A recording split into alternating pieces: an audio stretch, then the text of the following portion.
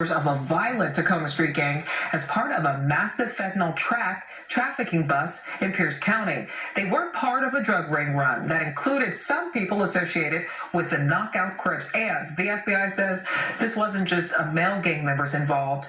As Fox 13's Jennifer Dowling reports, they were getting past airport security with the help of some high heels. The FBI says the drugs were flowing into Tacoma with the help of some jet-setting women. They say the drugs were hidden in checked baggage in order to bypass airport security. The FBI says for one group of women flying through SeaTac, it wasn't just clothes and toiletries stuffed in their bags.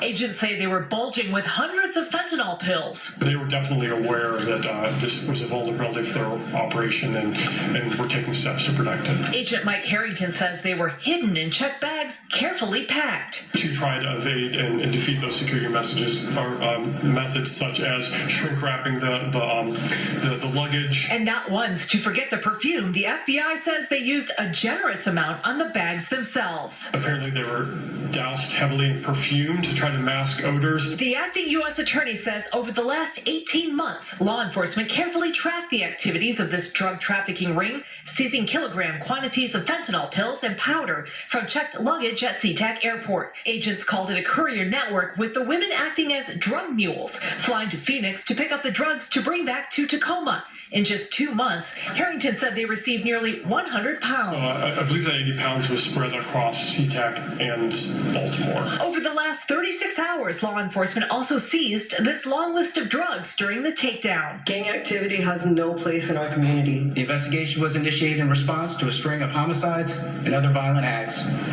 that were attributed to the gang. FBI agents say 23 weapons were also seized, some reported as stolen. Some of these violent individuals are off the street, no longer able to engage in the assaults, the drive-by shootings, and the other violent activity that they were engaged in to protect their drug trade.